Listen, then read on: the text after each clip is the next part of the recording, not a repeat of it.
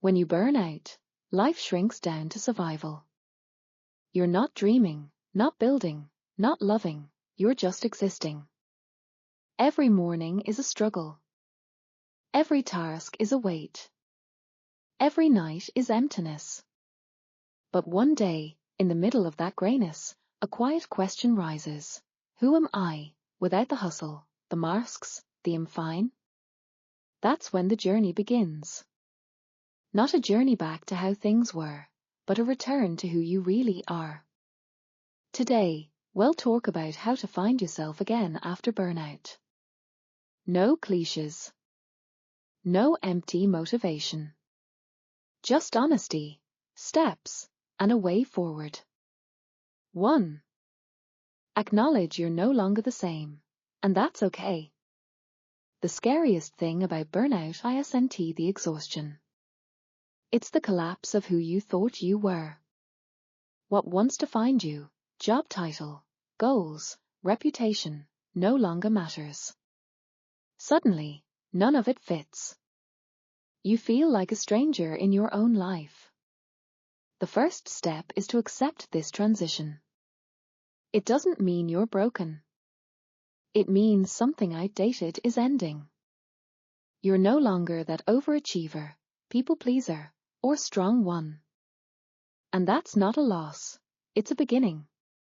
Try this. Stop comparing yourself to your old self. That version was built to survive a system that burned you out. Write yourself a letter titled, I don't know who I am, and that's okay. Let it be raw. Let it be true. Give yourself permission to feel blank. Let go of the pressure to bounce back. This emptiness you feel? It's space being cleared for something more authentic. 2. Realize you've been living by someone else's rules. One of the most painful wake-up calls during burnout recovery is realizing how much of your life was driven by external expectations. You chose what was right or smart, not what was true for you. You said yes out of fear. You stayed in roles that didn't fit. You kept pushing, not for yourself, but for approval. Burnout doesn't just drain your energy. It exposes the lie you were living. Try this. Take a sheet of paper. Make 2 columns. Left, what I was supposed to want, right, what I actually want. Be honest, even if what you want feels small, strange, or selfish. That's where truth lives. Ask yourself, who am I, if I'm no longer needed, productive, or impressive? Notice what stirs you. What topics, hobbies, or ideas still light a spark inside? Pay attention.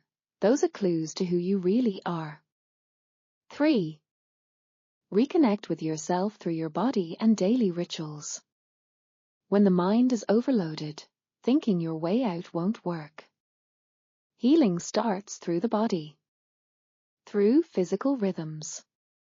Through presence, not productivity. Burnout disconnects you from your senses. To return, you need to slow down and feel again. Try this. Create a gentle routine. Nothing rigid. Just anchors. Wake up, stretch, eat, step outside. Keep a sensory journal. Each day, write down, what do I feel in my body? What emotions are present? What do I need right now? Go on silent walks. No podcasts. No music. Just the sound of your steps, breath, and the world around you. These tiny practices aren't goals. They're gateways. They rebuild trust with your own nervous system. Your job isn't to be productive, it's to feel alive again. 4. Experiment gently. Find yourself through experience. After burnout, the idea of figuring out your life can feel overwhelming. You don't need a 5-year plan. You need small, curious steps. You don't rediscover yourself by thinking harder. You do it by trying things and noticing how they feel. Try this. Make a list of 10 things that feel interesting, even just 10%. Doesn't matter how random. Pottery, journaling, nature walks, improved, massage courses. Pick one. Try it with zero pressure. Not to succeed, just to see, how does this feel in my body? Track your energy. After each new activity, rate your energy level from 1 to 10. Did it drain or refill you? That's your compass. Give yourself space to enjoy things without minimizing or optimizing them. You're not trying to find your calling. You're learning to follow your inner response. That's what leads to real alignment. 5. Build your new self on your true values. Now that you've begun returning to yourself, it's time to ask, what really matters to me? Not what gets applause. Not what looks good on paper. What feels good inside? Burnout wipes out your borrowed value system. That's a gift. It allows you to rebuild life around your own principles. Try this. Write down 57 values that genuinely matter to you, not the ones you should have. Examples: freedom, creativity, peace, authenticity, growth, presence, simplicity. Look at your current life. Where are you living in alignment with these values? Where are you betraying them? Don't try to change everything at once. Just start making small decisions from your values, not your fears. Create a life map.